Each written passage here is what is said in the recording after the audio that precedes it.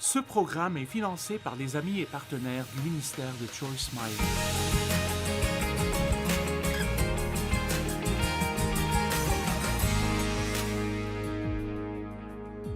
Nous devons comprendre que Dieu veut que nous vivions pleinement la vie qu'il nous a donnée.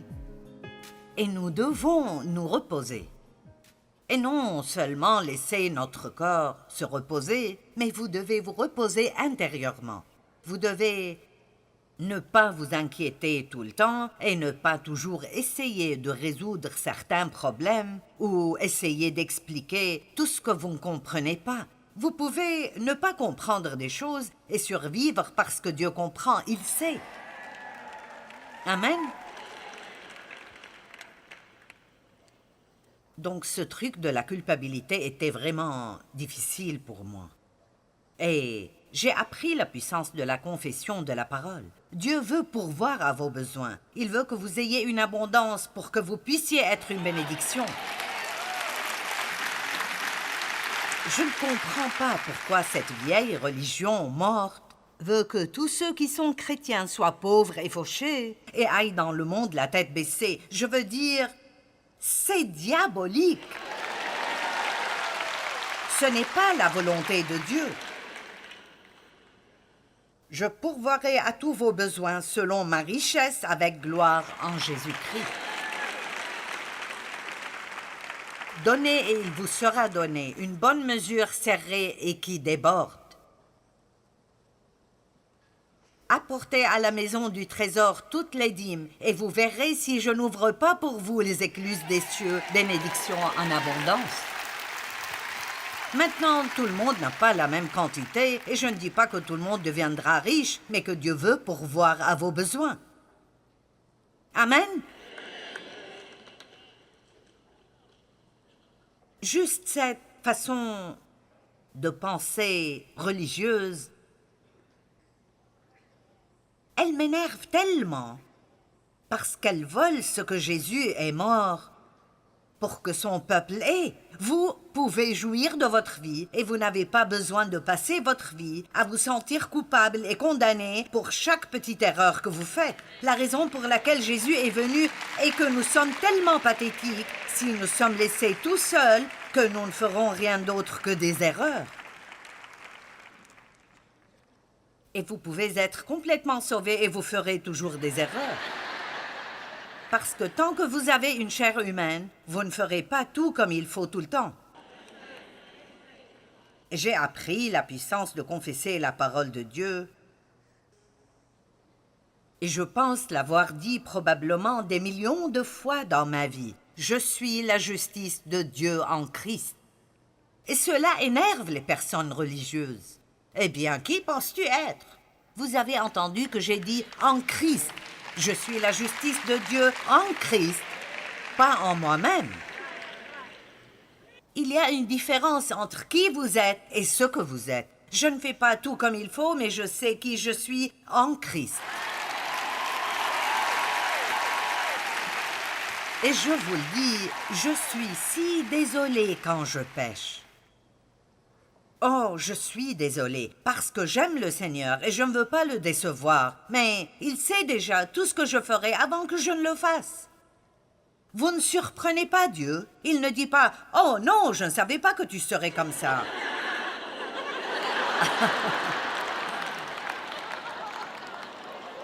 Nous disons « Oh, je parie que Dieu est si déçu. Il savait déjà ce que vous alliez faire. » Dieu regarde le cœur de l'homme.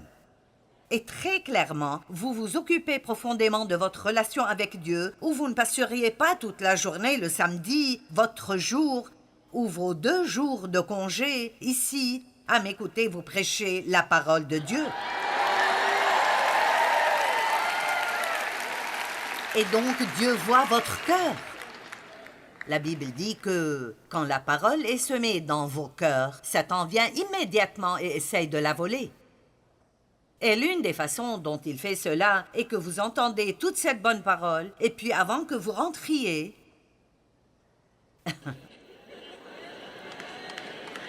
vous vous énervez contre quelqu'un dans le parking. Allez. où vous vous disputez avec quelqu'un à la table des ventes concernant qui aura la dernière série sur l'amour.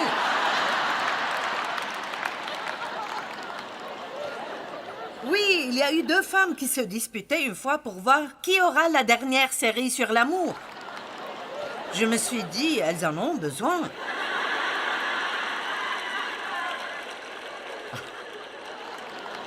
Vous savez, la chair est juste stupide. C'est tout ce que vous pouvez en dire. C'est tout ce que vous pouvez en tirer. Elle est stupide. Mais Dieu merci, nous avons la sagesse de Dieu à l'intérieur de nous. Je suis si reconnaissante pour la conviction du Saint-Esprit.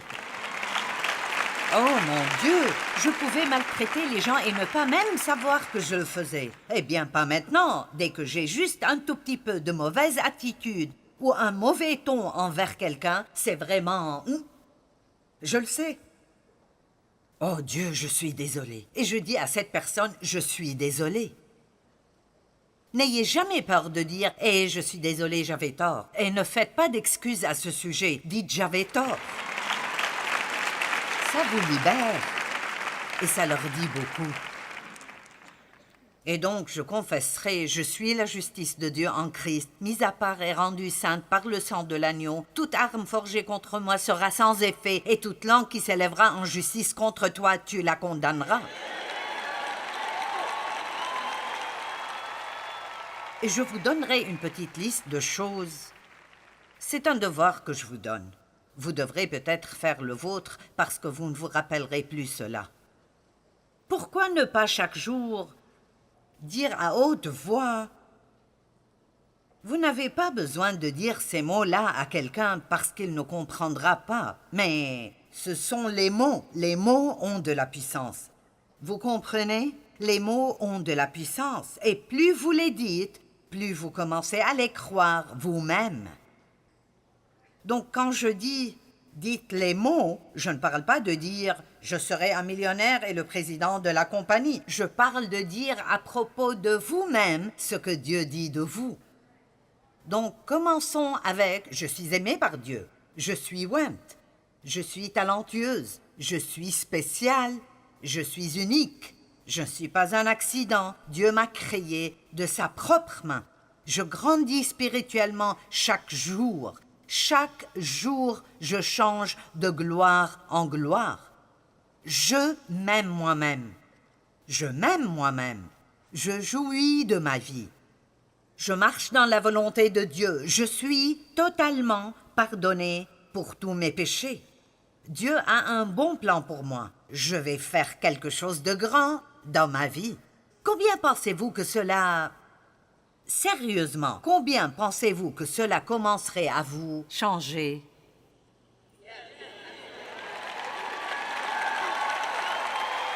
Mais il n'y a probablement que peu de gens ici qui font ceci. Combien d'entre vous disent des choses négatives à leur propos de leur propre bouche? Je suis si stupide. Je ne fais jamais rien comme il faut. Je suis si grosse. Mes pieds sont trop grands, mon nez est trop crochu. Je me déteste.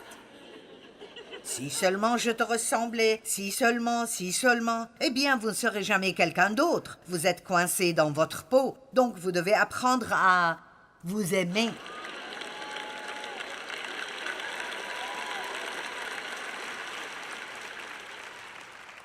Pouvez-vous imaginer combien votre vie changerait si vous commencez vraiment à aimer qui vous êtes?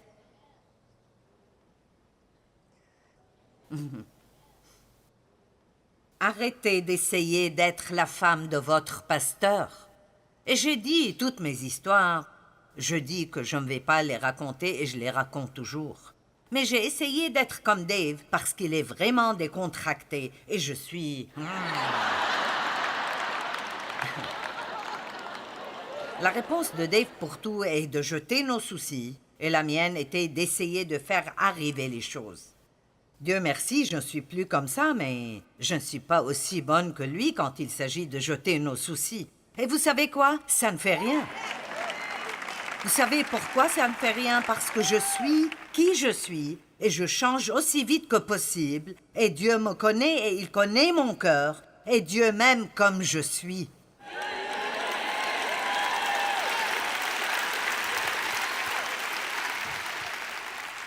Et pour être honnête, c'est ce qu'est le véritable amour. Quand vous acceptez une personne là où elle est, parce que vous croyez qu'elle fait de son mieux pour l'endroit où elle est maintenant. C'est ce que j'adore chez Dave, c'est qu'il aime ma personnalité fougueuse. Parfois, je dirais, j'ai besoin de changer ceci. Il dit, oh non, ne le fais pas. Il dit que je suis son amusement.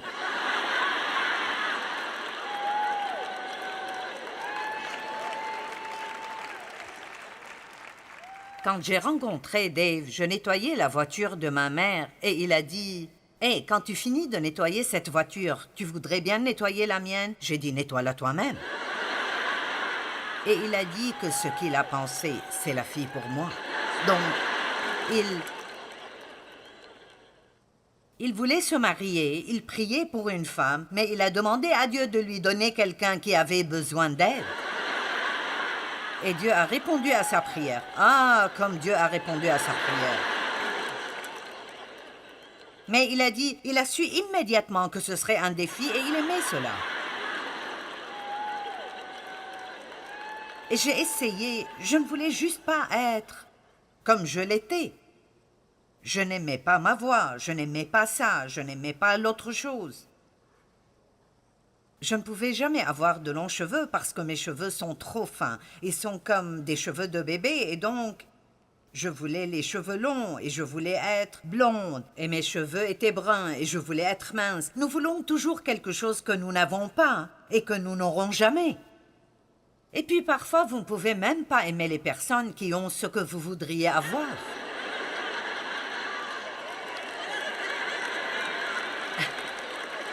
Allez, combien d'entre vous détestent les personnes minces? N'aimez-vous pas quand une personne mince dit « Oh, il est 5 heures et j'ai oublié de manger. » Je pourrais oublier mes enfants quelque part, mais je n'oublie pas de manger.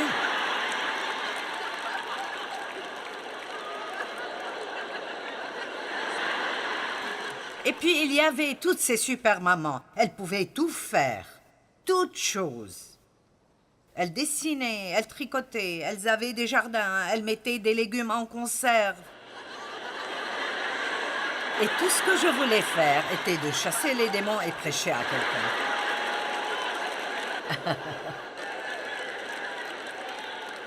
Allez. Et je vous dirai quoi?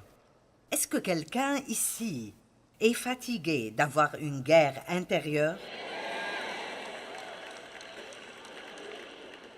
Je ne sais même pas comment vous le dire.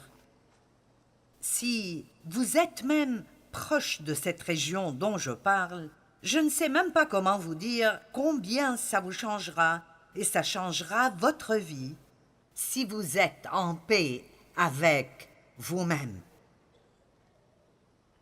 Comment pourrais-je m'aimer si j'agis ainsi? Parce que vous grandissez. Vous grandissez et vous changez. Matthieu 5, 48, la Bible amplifiée dit « Vous devez donc être parfait ». Et c'est une écriture effrayante. Mais après, la Bible amplifiée explique ce que ça veut dire, grandissant dans la maturité complète de Dieu dans votre pensée et votre caractère. Grandissant. Pas arrivé à, mais grandissant. Si vous voulez être tout ce que Dieu veut que vous soyez, alors tous les jours, vous devrez faire de votre mieux pour être de plus en plus comme Dieu. Et vous échouerez aujourd'hui, mais demain vous le ferez de nouveau. Vous voulez la volonté de Dieu. Vous êtes d'accord avec Dieu quand il amène la conviction dans votre vie. Mais vous ne pouvez pas grandir si vous vous sentez coupable tout le temps. Comprenez cela. Vous ne pouvez pas grandir si vous vous sentez coupable tout le temps. Paul a dit qu'il courait vers la perfection, mais qu'il faisait toujours des erreurs. L'apôtre Paul. Philippiens 3, 10 à 14, afin de connaître Christ et la puissance de sa résurrection et la communion de ses souffrances, en devenant conforme à lui dans sa mort. Oui, il dit que si vous voulez être comme Christ, vous devrez passer par une sorte de souffrance. Pour parvenir, si je puis, à la résurrection d'entre les morts, ce n'est pas que j'ai déjà atteint la perfection, mais je cours pour tâcher de la saisir, puisque moi aussi j'ai été saisi par Jésus-Christ. Frère, je ne pense pas l'avoir saisi, mais je fais une chose, oubliant ce qui est en arrière et me portant vers ce qui est en avant.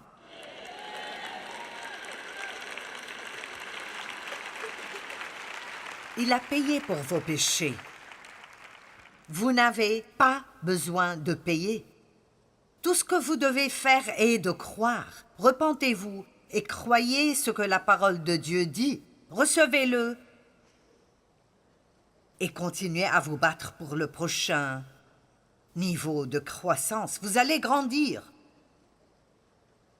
Combien d'entre vous se demandent parfois si vous êtes même sauvés? Vous pensez, comment pourrais-je être sauvé et agir ainsi? Je veux dire, j'ai eu des rêves fous. Parfois, je fais un rêve et je me lève en pensant, suis-je vraiment une chrétienne?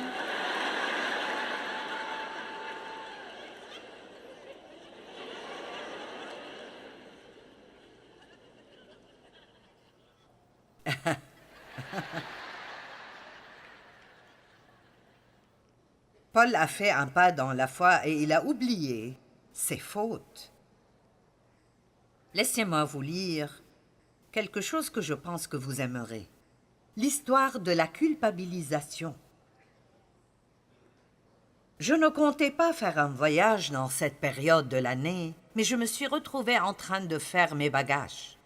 Le voyage serait désagréable et je le savais. Rien de bon n'en sortirait.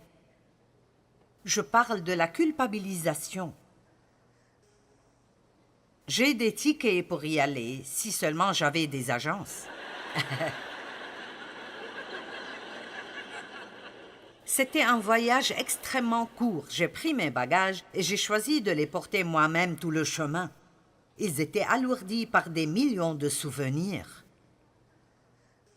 Personne ne m'a accueilli quand je suis arrivée à la cité du regret. La cité est internationale parce que des gens du monde entier y viennent. Et comme j'entrais au dernier hôtel de la ville, j'ai remarqué qu'ils allaient avoir la fête annuelle de l'apitoiement sur soi.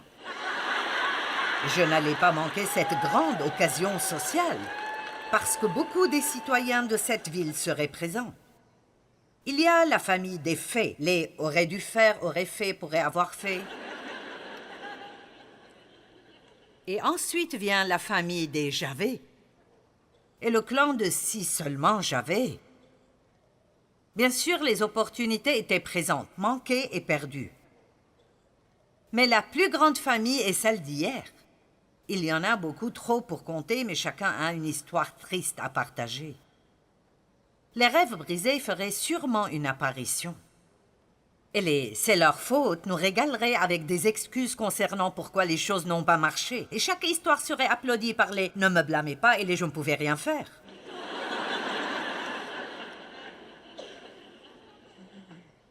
Si vous voulez cette histoire, si vous allez en ligne, l'histoire de la culpabilisation, vous la verrez avec mon nom. Ensuite, les rêves brisés feraient sûrement une apparition, et laisser leur faute nous régalerait avec des histoires. Je suis allée à cette fête déprimante, sachant qu'il n'y aurait pas de bénéfice à faire cela. Et je suis devenue très déprimée. Mais comme je pensais à toutes les histoires d'échecs ramenées de mon passé, j'ai réalisé que tout ce voyage et tout l'apitoiement sur soi pouvaient être annulés par moi-même. J'ai réalisé que je n'avais pas besoin d'être là. Je n'ai pas besoin d'être déprimée. Une chose continuait à venir à mon esprit, je ne peux pas changer le passé, mais j'ai le pouvoir de faire d'aujourd'hui un très beau jour.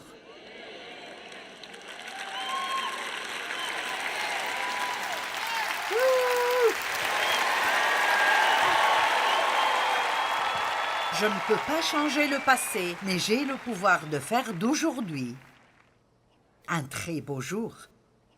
Je peux être heureuse, joyeuse, accomplie, encouragée et encourageante. Sachant cela, j'ai quitté la cité du regret sans laisser d'adresse de réexpédition. Suis-je désolée pour les erreurs du passé? Oui. Mais il n'y a pas de façon physique de les effacer. Donc, si vous planifiez un voyage à la cité du regret, annulez toutes vos réservations et faites un voyage à un endroit nommé « Commencez de nouveau ». Je l'ai tellement aimé que je compte résider ici en permanence. Mes voisins sont les « je me pardonne » et les nouveaux commencements.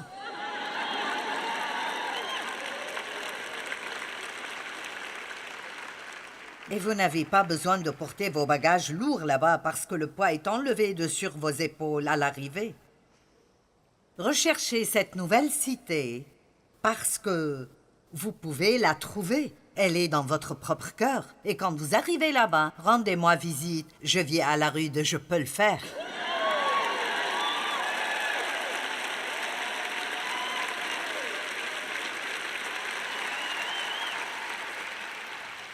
N'ayez pas peur de prendre ce pas dans la foi et de dire « Est-ce que c'est pour moi ?» Pourrais-je vraiment ne pas être misérable à chaque fois que je fais une erreur? Pourrais-je vraiment juste demander et recevoir le pardon et puis continuer? Je devrais être misérable pendant un moment. Pas vraiment, pas si vous croyez vraiment que le sang...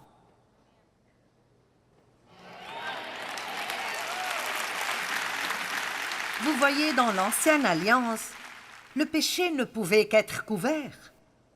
Et quand quelque chose est couvert, quelque chose de moche est couvert, vous savez toujours qu'il est là. Donc ça va toujours vous tourmenter. Et vous avez peur que quelqu'un le découvre. Mais dans la Nouvelle Alliance, le péché n'est plus couvert. Il est enlevé. Votre péché est lavé complètement. Il part sans résidu. Le sang des taureaux et des chèvres pouvait couvrir, mais le sang de Jésus nettoie et enlève complètement la tache même du péché. L'un des vieux hymnes parle d'enlever la tache de la culpabilité. J'espère que vous comprenez ceci.